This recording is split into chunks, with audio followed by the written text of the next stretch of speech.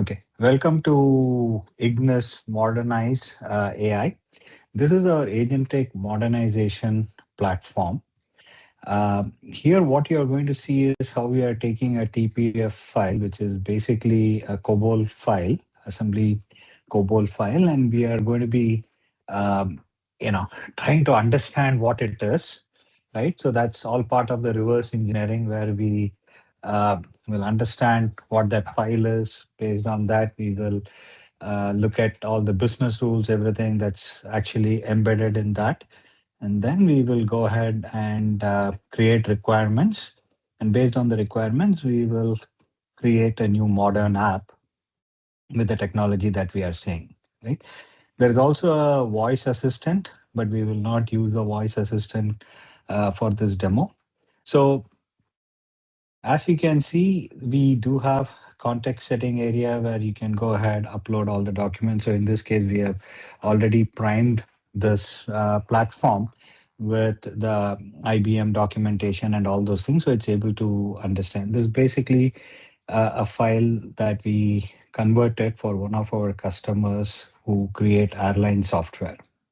So let's first pick a file that we want to analyze. So I have a file here.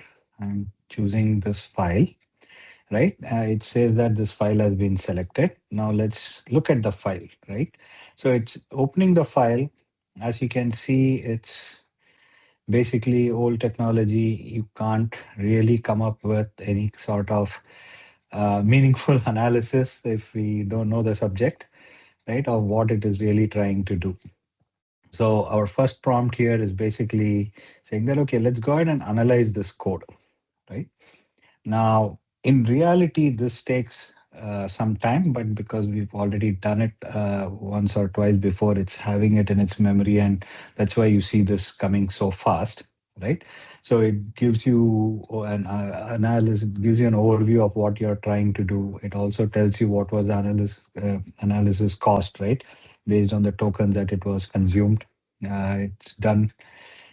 Just recorded it. On the 20th, it gives you the code snippet, which is basically the file, and then it's creating a functional overview of that. So when I minimize this, it basically says the logic governs how the reservation platform reviews each trip segments and decides whether to create or update outgoing teletype messages for service providers such as airlines, hotels, and car companies. Right? It gives you a layman functional overview.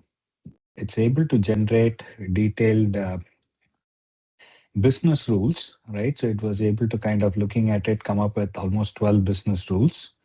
There is a pseudo logic that it has also created within that based on the assembly code.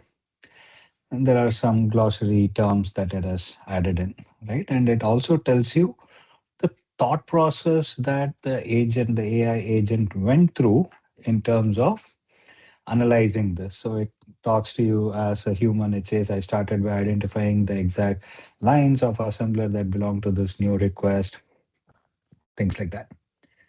So right now, there is also a small metric that it is showing in terms of how many tokens it consumed and all those things internally. Now, as a user, I have two options. One is I can just download it, read it, or if I have done an online reading and I'm good with it, I can say review and approve. So right now we'll go ahead and do a review and approve.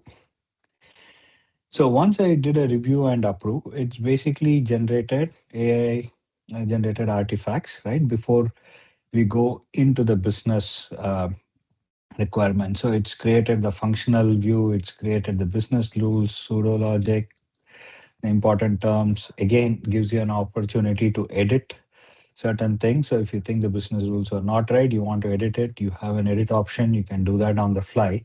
And once you are done, you can save and continue this. So now that we have approved whatever the AI basically gave us, we can go ahead and say continue. And we are going to generate the business requirements, right? So it's analyzing all the documents that we created. It's creating an epic. From the epic, it's creating features, and then it's creating user stories. So from the requirements document we gave, it's gone and created 10 epics for us, created a bunch of features, and then it's created user stories for us. Right? Again, it's assigned certain points based on the complexity. You have an option to copy each of it on the clipboard. You can download it. You can also edit it. But right now, we'll assume whatever it has given is golden, right? And we can go ahead and continue with it. Now, as we can see there are certain advantages of taking the user stories, copying it, because then from these user stories I can make it create, generate test cases, or I can use it for development. In this case, because we will go further with forward engineering, right? I wanted to kind of design an architecture and do a code generation for me. So the business requirements is here. I can give additional context if I want in terms of what technology I want, what design patterns I want, and all those things, and then ask it to generate the design architecture. So it's gone ahead, it's created a high level architecture design. It tells me the principles, what are all the system components, the ingestion module, orchestration module, right? For the parser configuration, message generation module, the dispatcher, logging, monitoring, right? What are all the integration points? Come up with some non-functional requirements, deployment strategy, and it's telling you that, okay, this is going to be built in a simple Java, Spring Boot, or Node.js. What are all the configuration rules, things like that. Goes ahead further to create kind of a component diagram for you, which you can easily export out. There is a data model also that it's able to kind of generate for you, right? So it does a very comprehensive generation. You have complete control over it. If you found that what it was giving was not right, go ahead, reject, start over, right?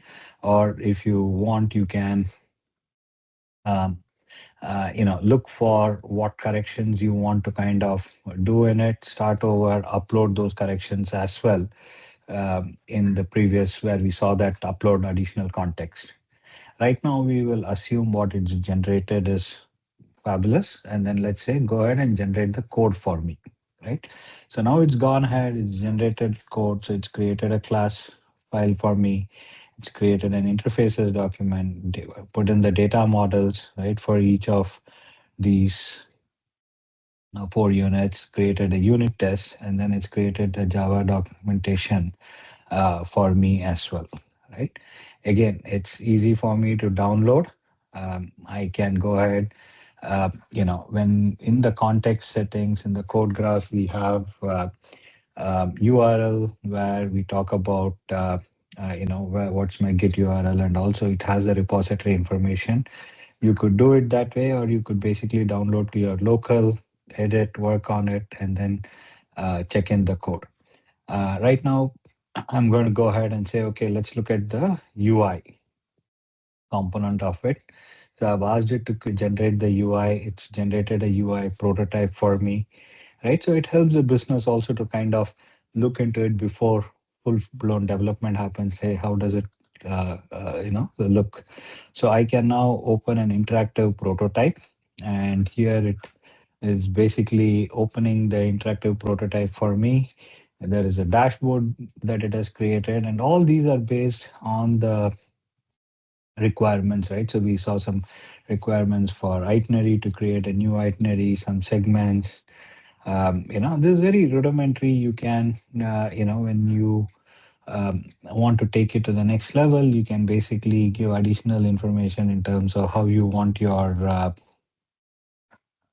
in the context that you're going to upload, right? So what kind of style sheet you want to give, how should the look and feel be, and it'll take all those inputs that you're giving and will be able to generate, right? Or what we call as forward engineering.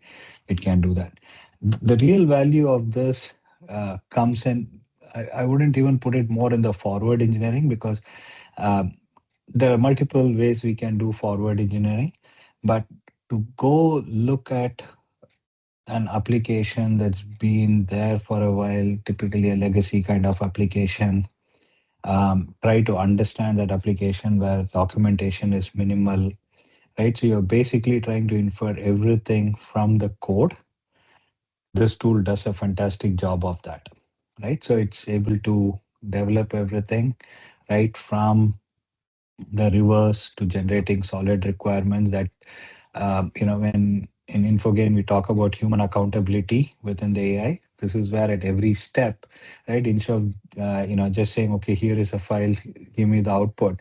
Every step you basically can guide it with whatever inputs you want to give, edit, and things like that.